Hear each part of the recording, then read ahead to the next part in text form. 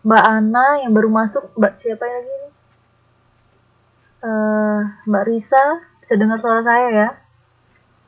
Ini jaringannya pur ini.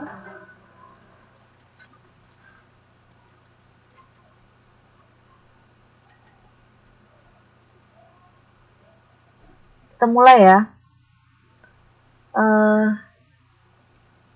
modul 4 halaman 55 hubungan internasional dan organisasi internasional. Tapi di sini saya masih tambahkan materi baru, tapi lebih ke arah studi kasus, yaitu relevansi hubungan internasional dengan pendidikan kewarganegaraan.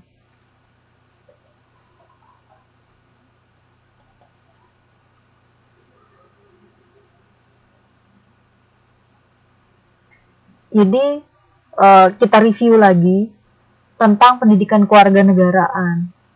Jadi supaya lebih ini ya, lebih yakin, lebih mengerti nanti hubungannya ke hubungan internasional. Kenapa kita harus mempelajari hubungan internasional dalam pendidikan kewarganegaraan atau PPKN? Kalau dulu kan sebenarnya kan di sini kalau di buku kita kan kewarganegaraan. Itu sebenarnya sama aja kayak PPKN atau PKN. PPKN itu kan ada Pancasilanya, pendidikan Pancasila dan kewarganegaraan. Jadi sekarang itu Pancasilanya dihilangkan, lebih secara umum dimasukkan jadi pendidikan kewarganegaraan atau kewarganegaraan aja. Jadi di sini pendidikan kewarganegaraan itu adalah mata pelajaran untuk membentuk warga negara yang baik. Jadi fungsi dari pendidikan kewarganegaraan itu adalah untuk membentuk warga negara yang baik. Jadi how to be a good citizen. Gitu. Nanti kita kaitkan dengan mengapa kita harus mempelajari hubungan internasional. Jadi semester kemarin kan kita udah membahas tentang organisasi internasional, terus secara umum contoh-contoh hubungan internasional itu apa, pengertiannya apa, ada di buku semua ya, ada di modul. Kemudian asasnya apa, tapi kita masih apa ya, supaya lebih yakin lagi, supaya lebih mengerti hubungan internasional dan kaitannya dengan pendidikan kewarganegaraan itu adalah dengan mereview kembali. Jadi ini tuh lebih ke arah esensinya ya. Jadi dari pendidikan kewarganegaraan hubungannya dengan hubungan internasional. Jadi di sini pendidikan kewarganegaraan itu adalah untuk membentuk mata pelajaran untuk membentuk warga negara yang baik. Tuh. Ya nggak apa-apa Mbak Husnul.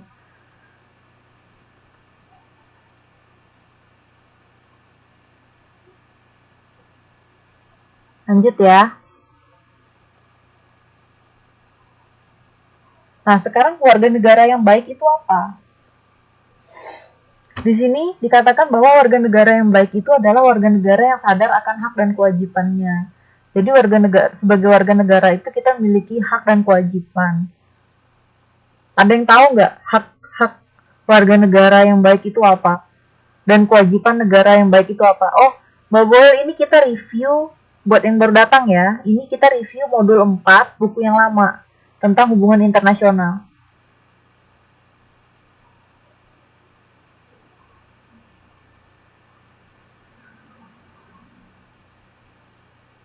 Halaman 55 ya. Kita review ulang hubungan internasional, tapi saya tambahkan materi baru. Jadi kan kemarin kan kita membahas tentang pengertian, segala macam, istilah, asas, contoh, segala macam. Nah, jadi saya pengen review lagi, tapi dengan menambahkan materi baru, lebih ke arah studi kasusnya, gitu ya, contohnya. Gitu.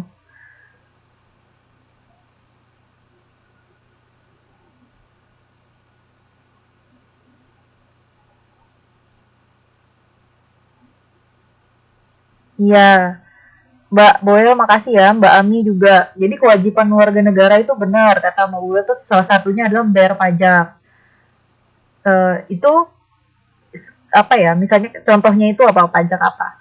Pajak bangunan, pajak barang mewah misalnya. Banyak ya pajak-pajaknya.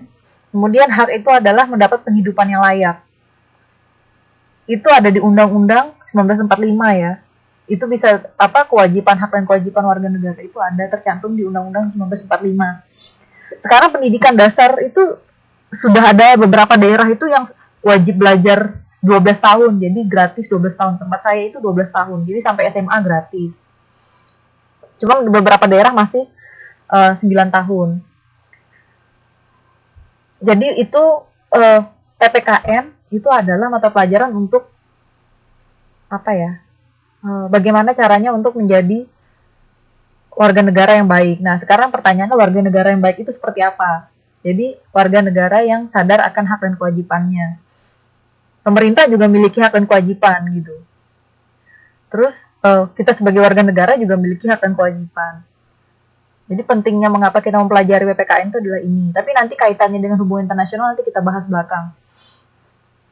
Kemudian, di sini dikatakan bahwa dengan kesadaran akan hak dan kewajiban, maka seorang warga negara diharapkan menjadi kritis, partisipatif, dan bertanggung jawab. Jadi, sekarang kan karena kita kan negara demokrasi, jadi kita sebenarnya bebas mengutarakan pendapat, tapi harus bertanggung jawab, gitu ya. Itu warga negara yang baik. Maksudnya kalau kritis pun kita misalnya mengkritisi kebijakan pemerintah, itu pun kita harus apa ya, kritik yang membangun. Dan kalaupun kita melakukan kesalahan, kita harus bertanggung jawab. Misalnya apa ya, sembarangan. Biasanya sekarang kan banyak kasus ngomong di Facebook atau apa, posting sesuatu terus mengkritisi sesuatu, kemudian tidak pantas, kemudian dilaporkan ke polisi segala macam. Ya itu menjadi tanggung jawab kita, tanggung jawab orang itu gitu. Kalau misalnya memang harus mempertanggungjawabkan apa yang sudah dipostingnya. Iya, nggak apa-apa Mbak Wiwi.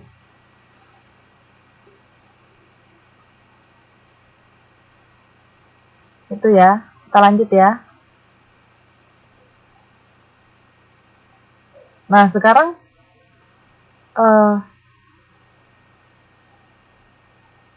iya, dari Kacadi itu siapa? Mbak Risa. Waalaikumsalam Mbak Ayu. Lama tidak berjumpa. Kacadi itu siapa? Kacadi penjara.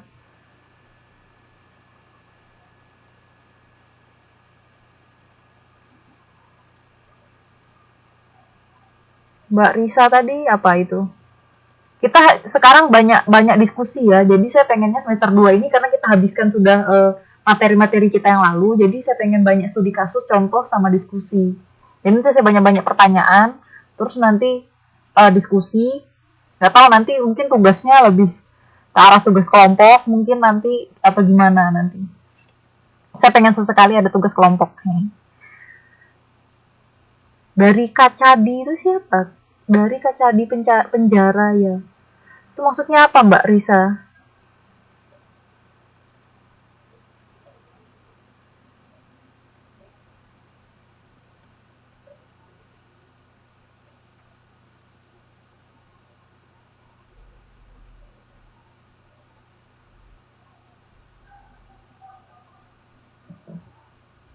Kita lanjut ya sambil kalau ada pertanyaan sambil ini aja sambil jalan. Jadi ideologi kita itu adalah Pancasila. Masih hafal kan ya Pancasila ya? Saya kadang-kadang nggak hafal sih. Tapi mengerti lah sila-silanya. Jadi kalau misalnya, jadi dulu itu sampai sekarang sih beberapa orang masih menggunakan PPKN, Pendidikan Pancasila dan Kewarganegaraan. Sekarang kesini-sininya lebih ke arah pendidikan kewarganegaraan. Kemudian kesini-sini lagi lebih menjadi kewarganegaraan. Kenapa Pancasilanya dibuang? Karena kemungkinan kewarganegaraan itu udah mencakup pendidikan Pancasila. Jadi karena ideologi kita kan Pancasila, istilahnya panutan kita sebagai warga negara yang baik itu adalah Pancasila, gitu.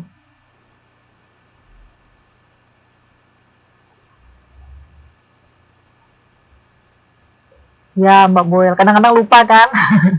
Tapi maksudnya kita ngerti kan, pokoknya sila pertama itu ketuhanan yang Maha Esa, pokoknya gitulah. Selanjutnya ya itu bermusyawarah, kemudian adil, bersosial, yang gitu-gitu. Nah, ya benar Mbak Risa. Jadi yang masalah kasus-kasus gimana kita posting-posting di Facebook, kita mengkritisi seseorang gitu. Ya kalau memang orang yang kita kritisi merasa tidak nyaman atau pendapat kita itu terlalu terlalu apa ya, merugikan, apa ya, lebih bukan merugikan sih, kedengarannya tidak sopan atau mungkin dirasa seperti mencemarkan nama baik, jadi kemungkinan bisa bisa dilaporkan ke polisi atau seperti apa ya, kita harus bertanggung jawab sama apa yang kita posting gitu. Makanya walaupun kita bebas sekarang untuk mengkritisi, berpartisipasi, mengkritisi kebijakan pemerintah, tapi ya kita harus bertanggung jawab dengan apa yang kita posting. Maka sebaik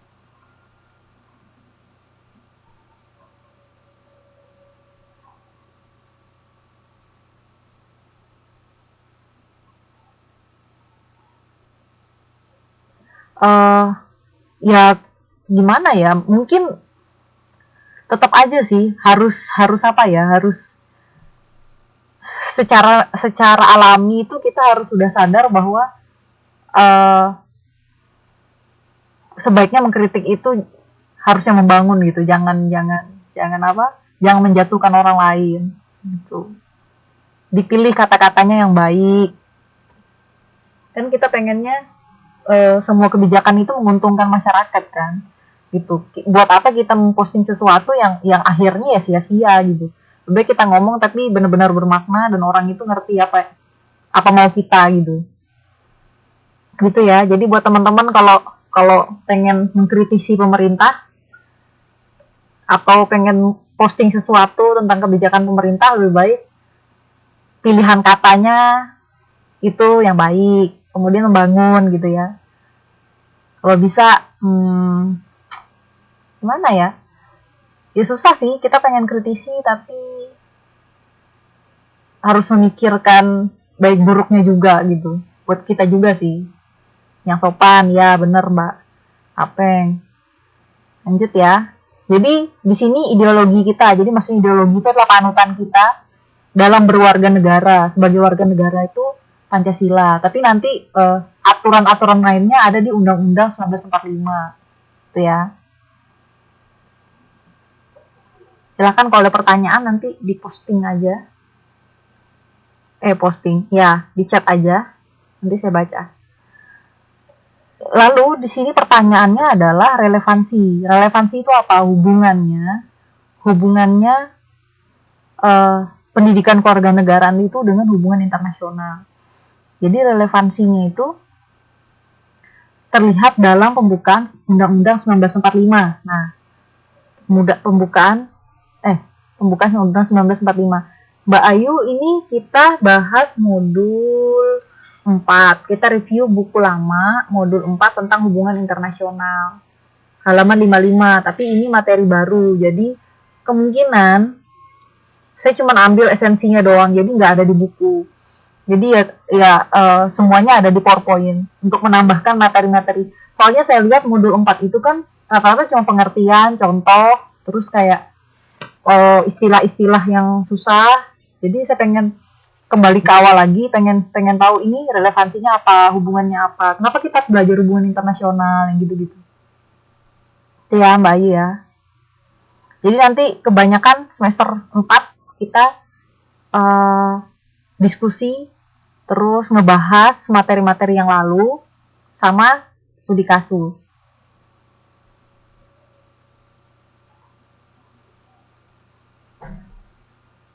Nanti saya minta iya modulnya udah kelar, cuman kan kemarin karena kita cepat menyelesaikannya, jadi banyak yang ketinggalan, banyak yang miss. Cuman karena saya tuh kalau di buku kan kalian bisa baca sendiri gitu kan. Nah, saya pengennya tuh lebih lebih supaya nanti ada kaitannya dengan pendidikan kewarganegaraan. Kadang-kadang di buku ini kan mereka langsung aja ya contohnya, terus kemudian istilah-istilah yang sulit-sulit itu. Tapi kan kita pengen tahu esensinya apa gitu. Kenapa kita harus belajar ini di pendidikan kewarganegaraan gitu. Itu ya.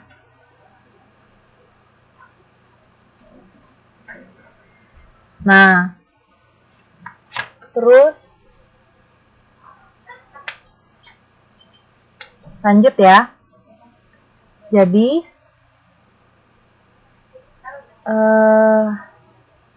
sampai mana tadi ya? Relevansi hubungan antara hubungan internasional dengan pendidikan kewarganegaraan. Kaitannya itu dapat dilihat dari pembukaan Undang-Undang 1945. Di pembukaannya, jadi yang paling pertama itu, yang halaman pertama, kalau biasanya setelah Pancasila itu ada Undang-Undang 1945. Nah, di pembukaannya itu dikatakan bahwa ikut melaksanakan ketertiban dunia yang berdasarkan kemerdekaan, perdamaian abadi, dan keadilan sosial. Nah, di sini saya garis bawahi tentang ketertiban dunia. Jadi ternyata di Undang-Undang 1945 itu dijelaskan bahwa Indonesia itu harus memiliki atau apa ya,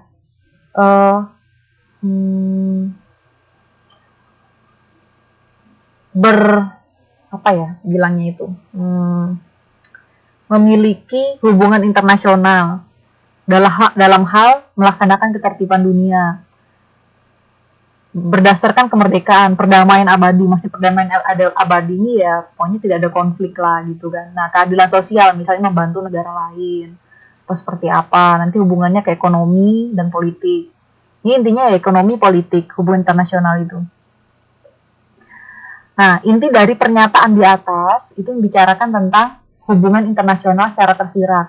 Tersirat itu maksudnya kan tersurat gitu ya. Nah, tersirat itu kita harus meraba-raba maksudnya apa. Nah, tapi di sini jelas sekali bahwa untuk melaksanakan ketertiban dunia. Jadi tidak hanya kita memikirkan ketertiban negara kita sendiri, kemerdekaan kita sendiri, perdamaian dalam negeri sendiri, terus kesejahteraan dalam negeri sendiri, tapi kita harus memikirkan tetangga kita juga gitu. Jadi maksudnya Undang-Undang 1945 itu gimana caranya kita bertetangga, bersosialisasi dengan negara-negara lain. Jadi itu secara tersirat ya. Nah, hal tersebut penting karena prinsip tersebut menegaskan perlunya kerjasama dengan negara lain. Nah, itu artinya dari pembukaan Undang-Undang 1945 itu walaupun secara tersirat digambarkan bahwa kita harus ikut melaksanakan ketertiban dunia. Ya nggak apa-apa Mbak Ani. Waalaikumsalam. Tapi maksudnya kita harus ikut melaksanakan ketertiban dunia yang tersirat dalam Undang-Undang 1945 gitu ya. Tapi di sini digarisbawahi lagi, namun dalam bekerja sama dengan negara lain, Indonesia harus bisa mandiri dalam mengambil keputusan. Tidak ada tekanan dari pihak lain atau asing. Nah, kasus-kasus yang baru aja kalau melihat berita ya di Indonesia, itu masalah hukuman mati, ya kan? Pasti banyak yang, ya benar Mbak Boyel, nggak boleh egois, maunya sih gitu. Masalah kasus hukuman mati untuk yang pelaku pengedar narkoba gitu ya. Benar Mbak Risa. Nah, itu kan banyak tekanan dari negara asing yang warga negaranya itu dihukum mati. Nah, di sini Indonesia itu harus, di sini dikatakan bahwa walaupun bekerja sama dengan negara tersebut, ya Indonesia harus bisa mandiri dalam mengambil keputusan. Masalah hukum dalam negeri itu kan tidak bisa istilahnya tidak bisa dicampuri oleh negara lain, apalagi negara kita kan negara non-blok. Negara non-blok itu negara yang tidak memihak blok yang lain lah istilahnya gitu, kayak bloknya Rusia, Amerika yang gitu-gitu, Timur Tengah, nggak ada, kita benar-benar clear, nggak memihak negara manapun. Jadi dalam mengambil keputusan itu harusnya Indonesia bisa mandiri, maunya gitu, ya. Jadi sekarang ini banyak contoh-contoh hubungan internasional Indonesia dengan negara lain. Salah satunya adalah masalah hukum. Kalau dulu kan ya paling masalah dengan Malaysia, masalah kebudayaan, Terus masalah apa lagi yang paling sering itu? Politik misalnya, politik politik apa ya? Paling sering itu misalnya ekspor impor apa segala macam ekonomi gitu kan.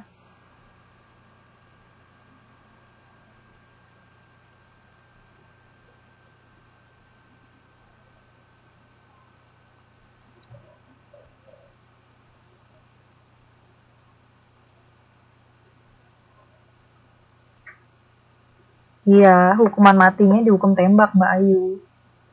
Heeh. Ya kalau masalah yang kemarin, masalah Australia bilang pernah bantu Aceh tsunami. Ya kan bisa kita lihat kan, disitulah hubungan bertetangga itu diuji.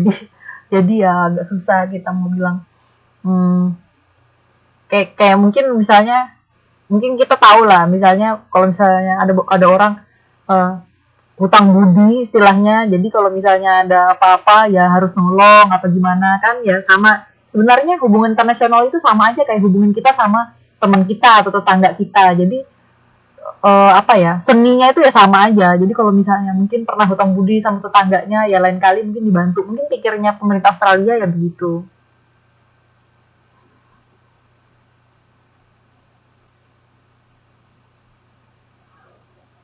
Ya, dari berita sih rasanya yang 2 orang itu belum ditembak mati.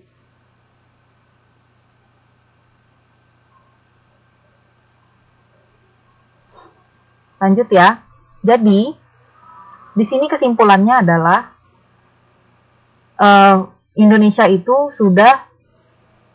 maksudnya sudah jelas tertera di Undang-Undang 1945 bahwa kita harus memiliki hubungan menjalin hubungan internasional dengan negara-negara tetangga, negara-negara lain.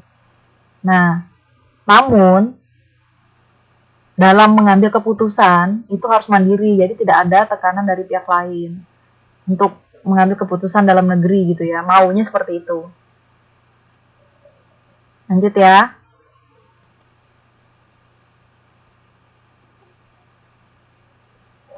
Apa sebenarnya masalah penting dalam hubungan internasional antar bangsa? Ayo, ada yang tahu nggak? Masalah penting dalam hubungan antar, kenapa sih harus ada hubungan internasional ini gitu? Kenapa gitu? Ada yang tahu nggak? Ayo, ada yang tahu? Mbak Mbak Santi, Mbak Santi ini nggak ada suaranya. Mbak Wawat di PPT-nya Mbak Wawat. Apa sebenarnya masalah penting dalam hubungan internasional antar bangsa?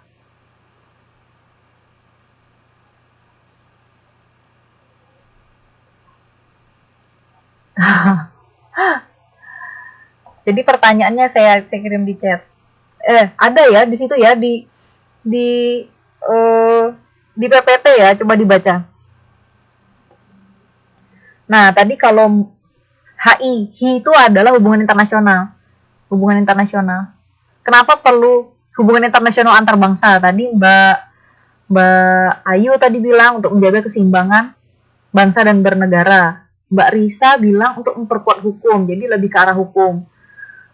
Saya masih bingung jawabannya Mbak Ayu. Maksudnya menjaga keseimbangan itu apa Mbak Ayu? Apa yang harus diseimbangkan?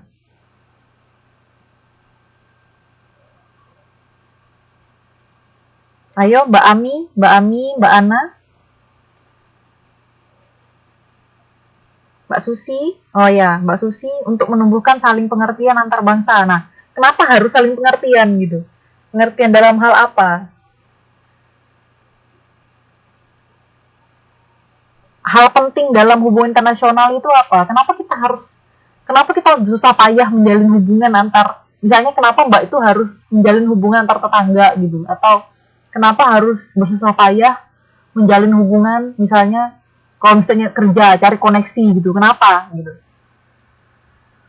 Iya Mbak Wawat, itu poin poin penting. Mbak Wawat dapat poinnya. Bidang ekonomi, mempermudah kerjasama dalam bidang ekonomi. Menegakkan perdamaian dan ketertiban dunia bisa juga. Karena tidak bisa hidup sendiri, benar. Mbak Ami?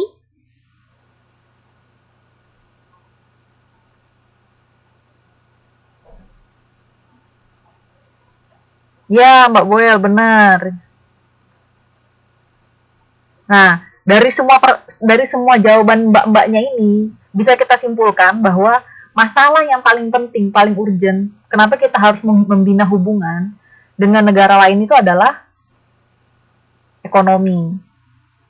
Ya, orang perang karena apa? Ekonomi. Kenapa harus ada yang kuat dan ada yang lemah? Itu karena faktor ekonomi. Kemudian kenapa ada negara yang bisa ngerecokin negara lain, faktor ekonomi. Jadi semuanya itu nanti arah dan tujuannya itu ke faktor ekonomi. Iya Mbak Awin, nggak apa-apa, silakan. Gitu ya. Jadi semua ujung pangkalnya itu ya ekonomi. Kenapa kita harus bersusah payah, negara Indonesia kenapa harus bersusah payah menjalin hubungan dengan negara, misalnya contohnya Rusia, atau contohnya Australia, ya masalah ekonomi, kirim sapi, kemudian mungkin ke Vietnam beras, terus apa, masalah ekonomi. Gitu ya.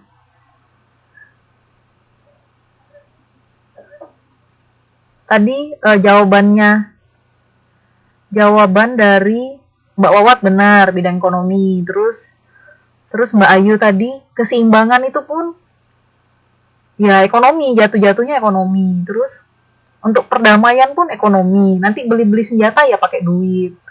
Terus nanti bertukar produk juga ekonomi.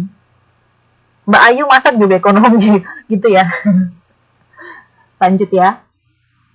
Jadi kita simpulkan dari awal presentasi tadi, relevansinya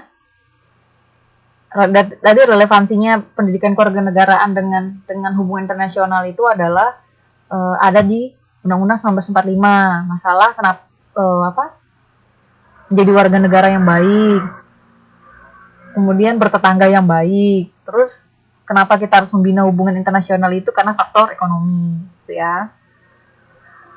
Iya, jaringannya jelek Mbak Wawat. Ini jaringannya merah ini terus dari tadi. Ini barusan aja hijau. Lanjut ya. Nah, enggak, saya udah di Taiwan. Udah nyampe tanggal berapa kemarin? 23 sore. Nah, di sini dijelaskan dimensi ekonomi itu hadir dalam berbagai hal, seperti penjualan senjata internasional, kemudian politik kekuasaan, dan tentu saja perekonomian global.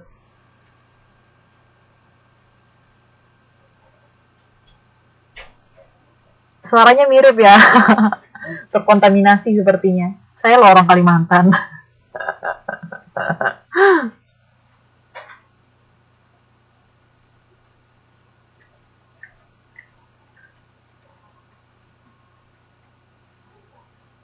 Oleh-olehnya apa ya? Oleh-olehnya pelajaran. Pelajaran PPKN. Ya, oleh-olehnya ya.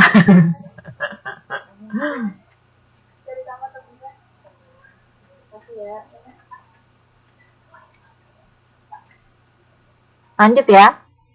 Nah, di sini kenapa? Di sini sagon. Wah, ada yang tahu sagon.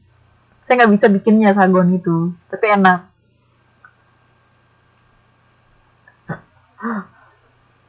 Ada ini mie tapi Indomie. Saya bawa Indomie dari Indo. Ada yang mau nggak?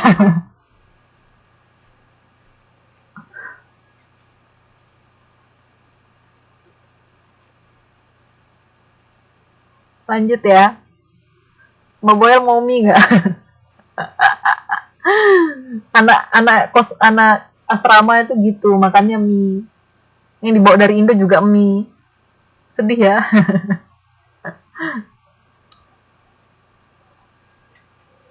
Kita lanjut.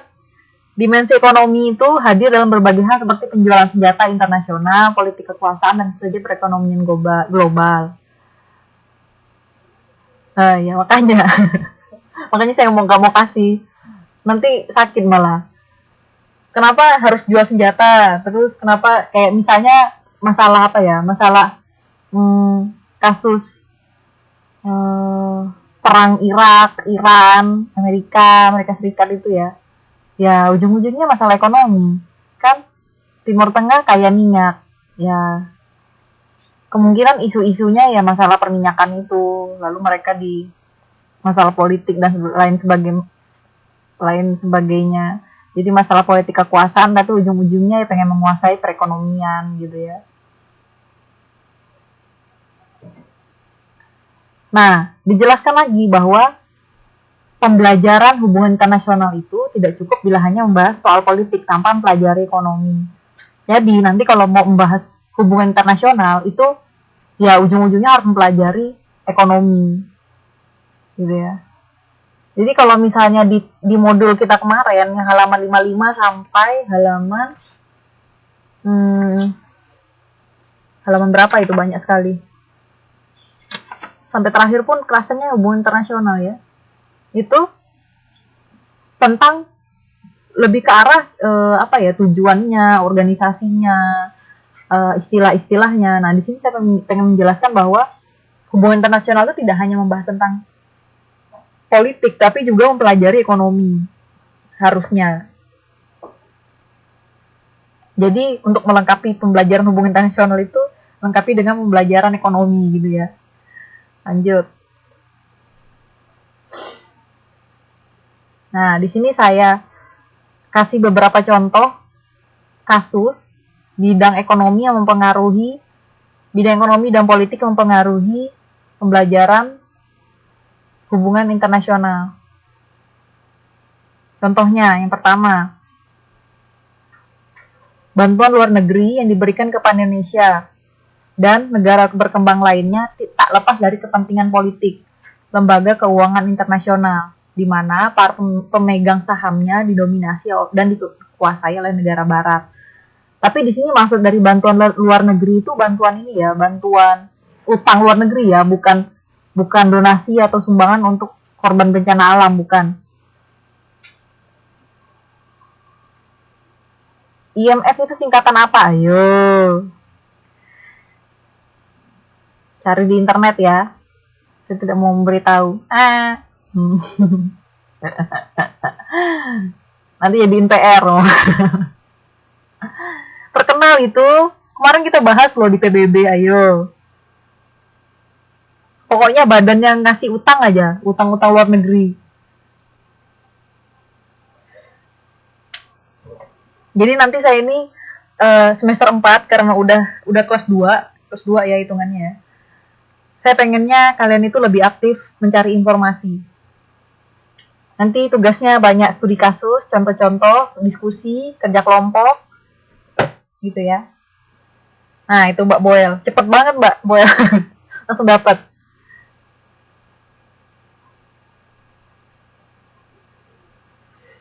Nah, kemudian yang contoh kedua itu adalah begitu masalah politik dalam negeri muncul. Nah, tadi kan mereka minjamkan uang.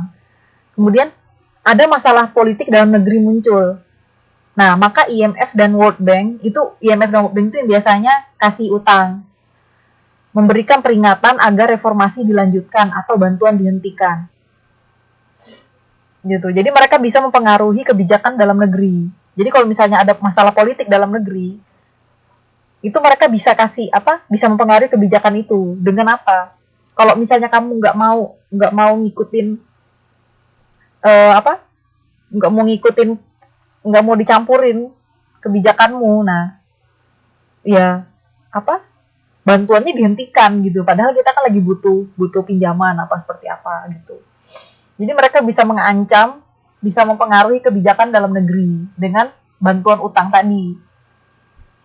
Itu kenapa mereka ya memberikan bantuan itu ya nggak cuma-cuma gitu, nggak cuma ya aku bantuin kamu, enggak. Pasti ada udang di balik bakwan.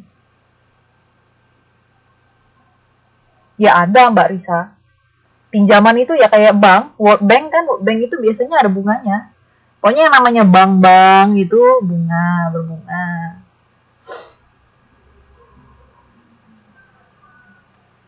gitu. Jadi memang negara-negara barat itu, negara-negara adidaya, itu memang mereka menguasai negara-negara lain supaya mereka tetap menjadi negara adidaya itu dengan memberikan pinjaman utang luar negeri. Jadi kalau misalnya mereka mau menanamkan saham atau pengen bikin kayak misalnya contohnya Freeport atau apa ya, perusahaan-perusahaan perusahaan-perusahaan mereka gitu, itu mudah gitu. Mereka pengen bikin nanti misalnya di DPR ini ya, nanti kasih kebijakannya supaya pajaknya segini atau bisa nggak nanti kayak gini. Jadi mereka bisa mempengaruhi kebijakan-kebijakan politik, kebijakan-kebijakan ekonomi, mudah gitu dengan memberikan bantuan tadi. Iya, tanya apa Mbak Risa?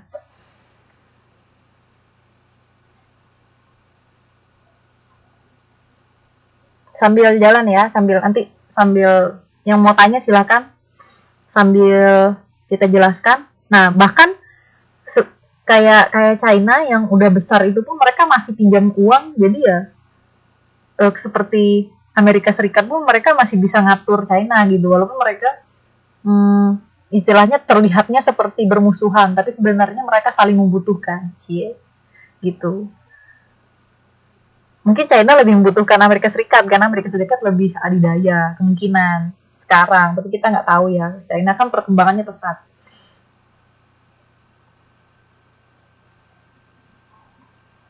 Pertanyaannya adalah kalau kekurangan dana kan bisa nyetak uang sendiri, nggak bisa Mbak. Ya nyetak sih benar, kita kasih uang banyak, kita kasih kemana-mana gitu, tapi nggak bisa gitu sih ininya apa, aturan mainnya nggak gitu. Kalau misalnya kita kasih uang, kita sebarkan uang banyak, nanti yang ada malah inflasi. Jadi uang yang menyebar, uang yang ada di apa, di masyarakat itu tinggi. Jadi barang-barang juga bisa ikut tinggi juga gitu. Jadi nggak bisa semudah itu gitu.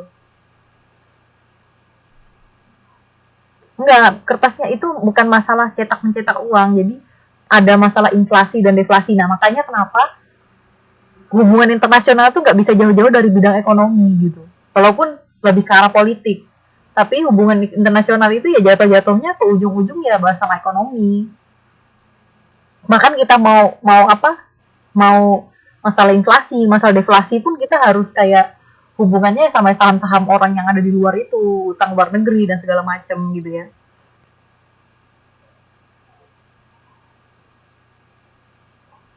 Inflasi itu terlalu banyak uang yang menyebar di masyarakat. Jadi barang-barang itu ya bisa-bisa ini bisa lebih mahal gitu.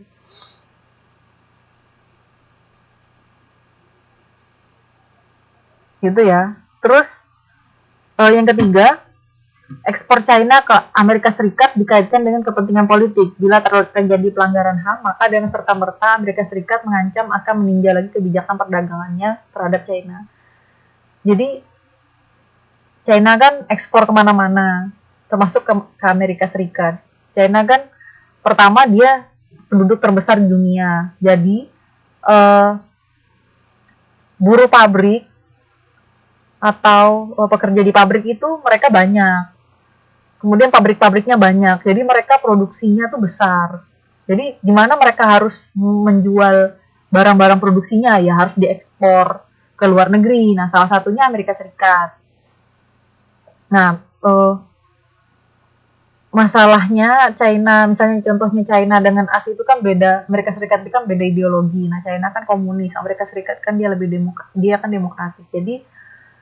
Jadi masalah pelanggaran HAM gak cuma pelanggaran HAM, banyak banget masalah politik lah. Ya hubungannya dengan siapa yang lebih adidaya dan segala macam ya hubungannya bisa berkaitan dengan masalah ekonomi. Gitu. Jadi perlu diingat bahwa hubungan internasional itu tidak jauh kaitannya dengan bidang ekonomi. Bahkan faktor pentingnya adalah bidang ekonomi. Gitu ya.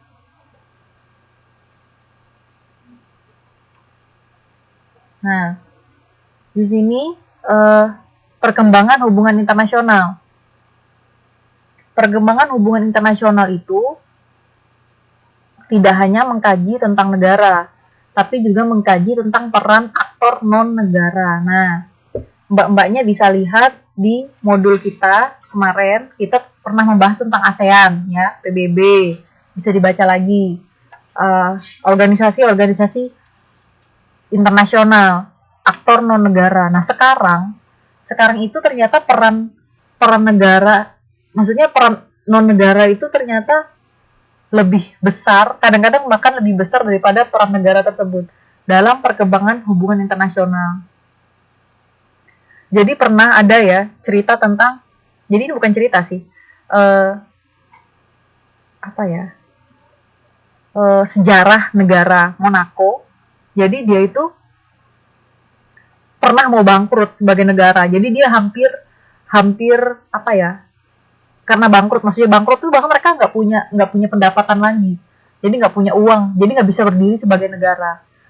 Mereka ya harus pertama harus minjam uang, terus harus harus dapat dapat pinjaman lah. Habis itu harus ada investor yang masuk segala macam. Terus kalau misalnya dalam kurun waktu tertentu mereka tidak bisa mendapatkan pinjaman itu, negaranya bangkrut. Bangkrut itu artinya benar-benar negaranya hilang gitu. Dia bisa disatukan ke negara terdekat atau dijual negaranya, bisa ke negara, misalnya contohnya Monaco itu daerah-daerah dekat-dekat Eropa gitu ya. Nah, sekarang jadi di sejarahnya itu Monaco itu untuk mencari pinjaman mereka mereka mengadakan acara TMI. Jadi kayak Palang Merah Internasional gitu, mengundang negara-negara lain berkumpul, terus mereka ngadain kayak TMI gitu, tapi kayak disisipkan pesan-pesan politik bahwa mereka memerlukan utang luar negeri. Mereka nggak mau negaranya bangkrut gitu ya. Jadi nah di sini peran aktor non negara, organisasi internasional itu ternyata besar. Bahkan kayak Palang Merah Indonesia, Palang Merah Internasional pun ternyata bisa mempengaruhi berdirinya suatu negara gitu loh. Jadi nggak main-main ya. Kayak PBB, ASEAN, nggak cuman kayak kumpul-kumpul, negara kumpul-kumpul terus bikin perjanjian apa, tapi itu tuh jadi salah satu uh, untuk mempertahankan negara kita sendiri gitu. Jadi kalau misalnya ada ada masalah politik atau nanti misalnya kita perlu bantuan apa dari negara tetangga, ya aktor non negara contohnya kayak ASEAN tuh bisa membantu. Nggak PBB, ASEAN, PMI.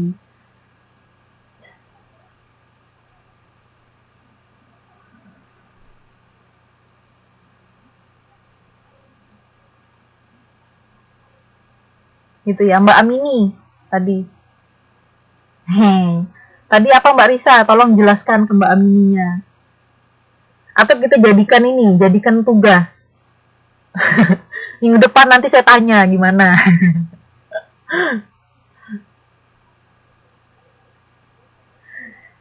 Enggak tugas sih ya, cuman kayak kayak apa sih, cari informasi aja. Sebenarnya itu kan hal yang menarik, pertanyaan yang basic, pertanyaan yang mendasar loh. Kenapa sih kita harus pinjem gitu? Kenapa kita nggak nyetak sendiri duitnya gitu kan? Ya, tapi kan nggak bisa sembarangan, ada regulasinya. Bahkan uang kita pun kadang-kadang eh, nilai tukarnya kan, kita kan selalu berhubungan dengan nilai tukar dolar terhadap dolar, bisa turun naik. Nah itu pun mempengaruhi. Jadi ya ke situ arahnya.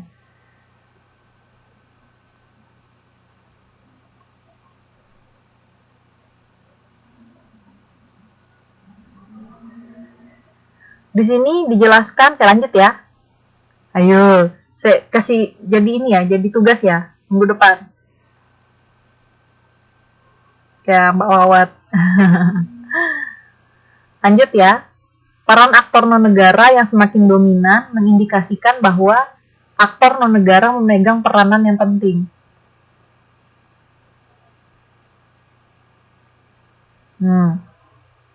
Jadi, eh, sudah dijelaskan bahwa hubungan internasional itu nggak cuman, tadi pertama kita menjelaskan tentang warga negara yang baik.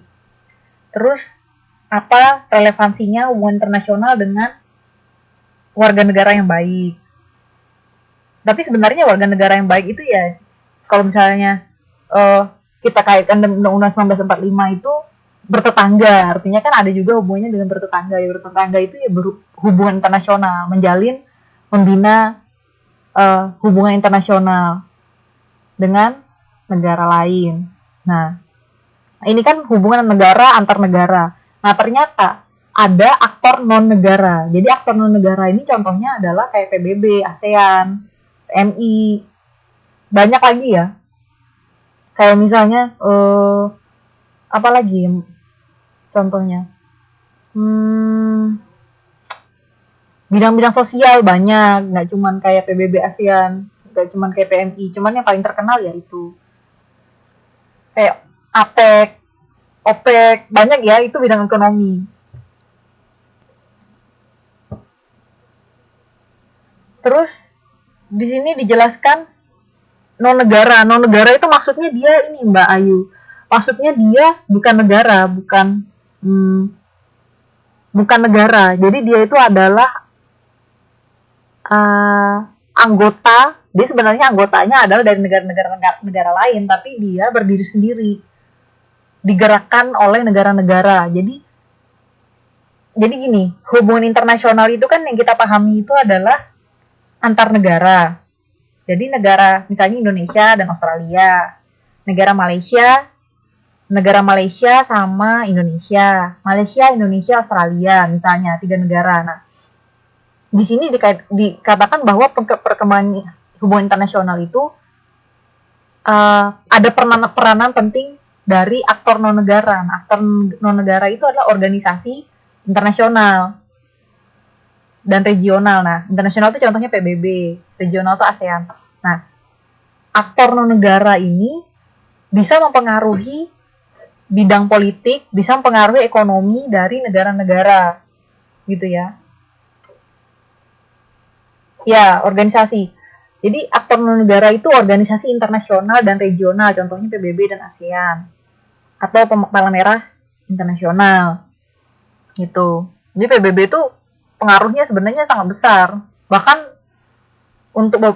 untuk menyatakan bahwa kita itu adalah negara merdeka atau tidak itu ya lewat PBB gitu. Jadi penting sekali peranannya dalam kaitannya dalam hubungan internasional. Bahkan sekarang tuh bahkan mungkin sangat dominan banget. Jadi untuk perkembangan global, ekonomi global, terus masalah politik global itu jatuhnya lebih ke arah organisasi internasional. Nah, tadi kan hubungan internasional itu ke ranah politik dan ekonomi. Tadi sudah saya kaitkan ke ekonomi. Jadi kenapa harus bersosialisasi, kenapa harus membina hubungan itu karena masalah ekonomi. Nah, sekarang itu banyak yang sudah masuk ke ranah budaya seperti klaim misalnya Malaysia masalah tari, sosial, masalah budaya, seni budaya, contohnya kayak Reok Ponorogo dulu, kemudian tari pendet Malaysia. Jadi batik, iya Mbak Wiwi benar. Jadi sekarang itu jadi kaitannya lebih luas lagi sekarang ya. Jadi kaitannya itu politik, ekonomi, budaya. Jadi ujung-ujungnya tuh siapa yang punya lebih banyak, siapa yang berkuasa,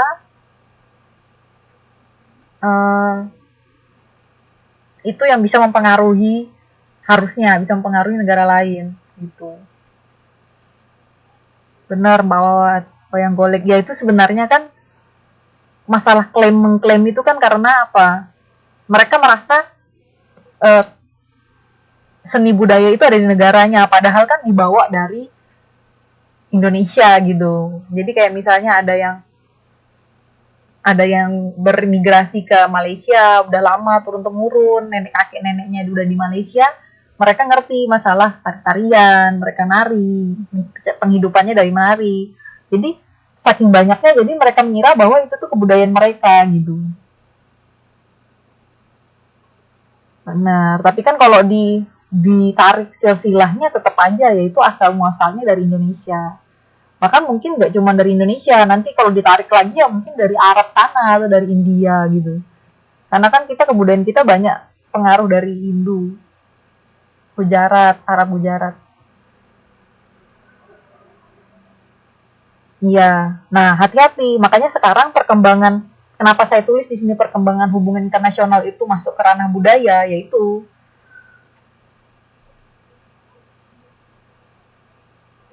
gitu ya. Kita habis 10:30 ya. Ada pertanyaan lagi nggak? Saya minum dulu ya.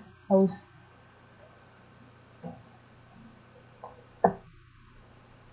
Ada pertanyaan nggak? Ini kayaknya habis sudah. Ini slide-nya udah habis. Ada pertanyaan nggak?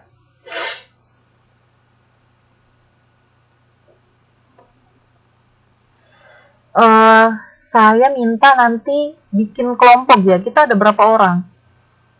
Pengennya saya kelompoknya itu 2 atau 3 orang gitu. Kalau misalnya 15 ya mungkin 3 orang, tiga orang. Kalau misalnya 12 ya 3 boleh lah. Kalau 10 dua orang aja cukup.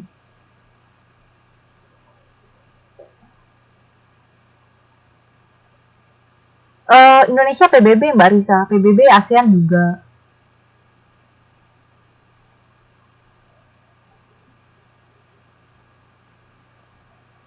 Nggak apa-apa kalau misalnya dia nggak bisa online, chatting aja. Jadi ini buat tugas kelompok. Jadi nanti siapa yang bisa presentasi. Jadi diharapkan nanti yang bikin kelompoknya siapa yang saya tunjuk ya. Ada yang mau mengajukan diri selain ketua kelas? Ya, Taiwan belum diakui sih. Soalnya China termasuk salah satu dari 5 Dewan Keamanan PBB. Jadi ya susah sih. Ada beberapa negara yang mengakui Taiwan negara, tapi ada beberapa juga yang belum. Pokoknya yang ada hubungannya dengan China itu biasanya belum mengakui Taiwan sebagai negara. Ayo siapa yang mau bersedia untuk mengatur teman-temannya untuk berkelompok, membuat kelompok. Saya pengennya yang kelompok misalnya ada yang di Indonesia, nanti yang salah teman satunya yang di Taiwan. Jadi mereka bisa chatting-chatting nanti. Kelompok ini Mbak Santi, kelompok nanti kan kalau ada tugas, saya pengennya kan semester ini tuh review sama studi kasus sama tugasnya tuh kelompok gitu. Jadi lebih apa ya? Nanti ya mungkin nanti mungkin ada presentasi gitu. Mungkin aja kita coba nanti. Soalnya kita kan modulnya udah selesai, memang sengaja diselesaikan, terus tapi cepet-cepet. Jadi saya pengennya nanti dimasuk-masukin yang kurang-kurang kayak ini kan ada materi-materi yang saya masuk-masukin.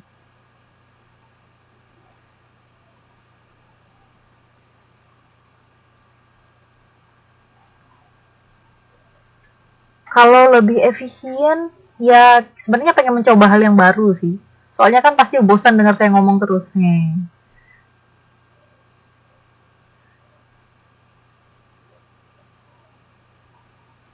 Banyak yang mudik ya, waduh.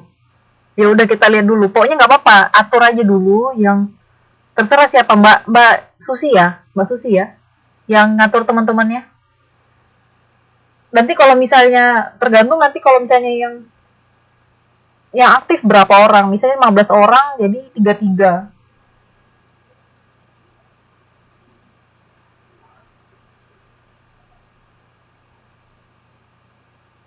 Iya temannya aja yang atur nanti.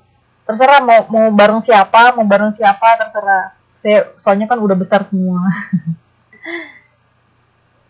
Iya dibagi aja yang adil, yang aktif, yang di Indo. Maunya saya gitu. Jadi yang temennya yang di Indo ditemenin sama yang di Taiwan gitu.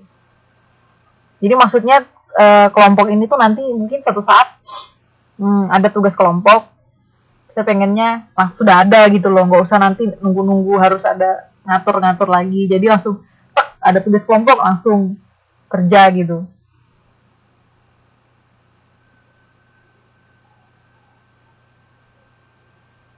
Nggak apa-apa, saya pengen lihat. Kan udah besar semua, pasti tahu, udah ngerti lah masing-masing. Harus, ini kan PPKN, cie. Biar apa ya, saya pengen lihat gitu. Pengaturannya seperti apa. Carilah yang lebih ini, yang apa, yang lebih bijak gitu. Yang bijak siapa gitu, terus nanti suruh atur. Saya kan nggak tahu. Saya nggak ada ini ya, tetap muka ya, PPKN ya. Saya juga sedih. Yang tetap muka yang buat apa, yang 2 SKS saya nggak ada. Jadi nanti kita lewat ini semua, lewat lewat apa? Eh, online.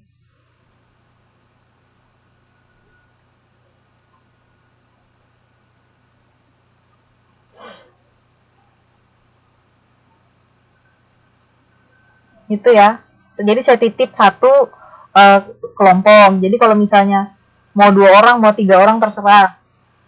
Saya yakin, saya yakinkan.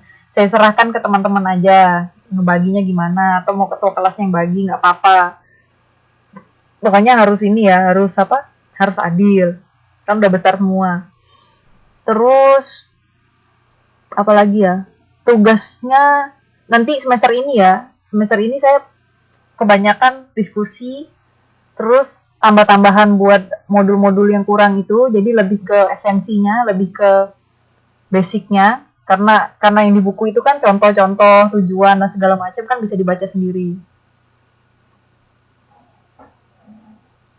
Aturannya, nah gini, saya kan nggak tahu nih yang aktifnya berapa orang. Kalau 15 orang, ya 3-3. Kalau misalnya di bawah 15, misalnya 13 atau ganjil, ada yang 2, ada yang 3. Nah, kalau misalnya 10 orang, ya 2-2 gitu ya, Pak Santi.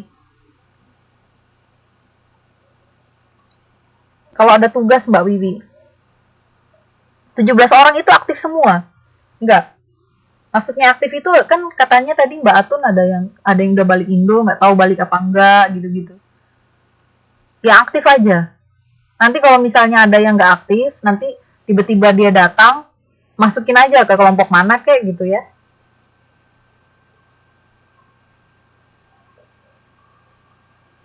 Iya, nggak Mbak Wawat, udah kelar, udah kelar. Ini tinggal monggo monggo. Ini tinggal ngatur. Saya serahkan ya, Mbak Santi, silakan. Kalau misalnya Mbak Santi yang mau atur terserah. Nanti atau Mbak Susi. Atau Mbak Susi aja. Mbak Santi kan kasihan udah repot. Atau Mbak Boel.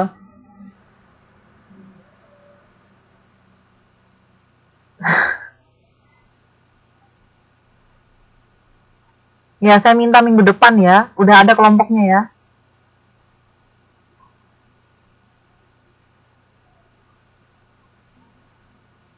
Saya minta minggu depan ya, teman-teman ya. Ini udah selesai sih pelajarannya. Oh, saya korupsi 5 menit kalau gitu. Ada pertanyaan nggak?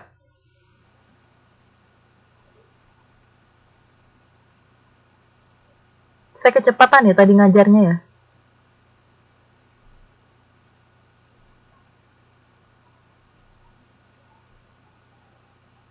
Halo?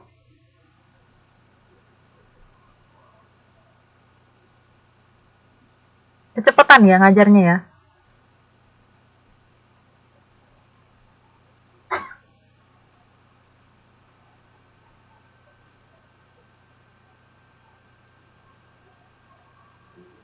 Oke. Ada pertanyaan nggak? Nggak ada. Jadi ininya, apa ya, modulnya tuh masih dipakai, terus saya ingatkan lagi, terus apa lagi yang perlu diingatkan? Kita mulai dari modul 4 ya? Modul 4, terus nanti tugas kelompok, terus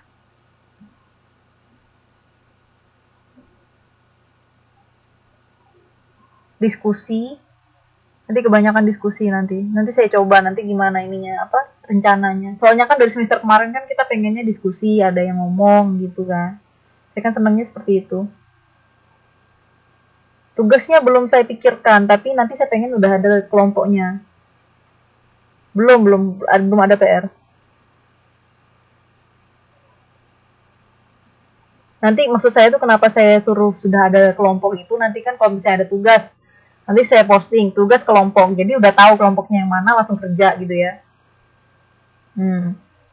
Nanti tugas kelompok ini, nanti ada tugas individu gitu. Oke? Eh, ini udah ya. Apa saya kelebihan ya waktunya ya? 100 menit tadi. Harusnya cuma 90 menit. Oke, selamat malam. Terima kasih ya udah belajar di kelas saya. Mudahan mengerti. Nanti kalau ada pertanyaan silakan tanya, chat. Kalau ada eh, yang kurang-kurang silahkan di chat aja di Facebook saya. Iya, sip.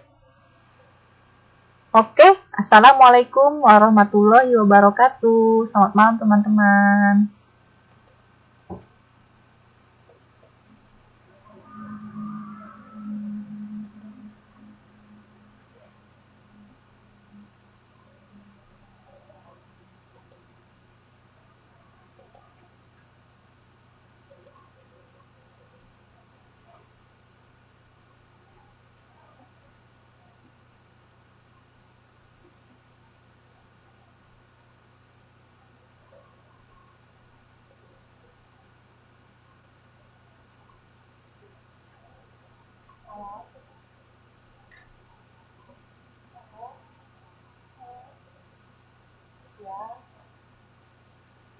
Ya,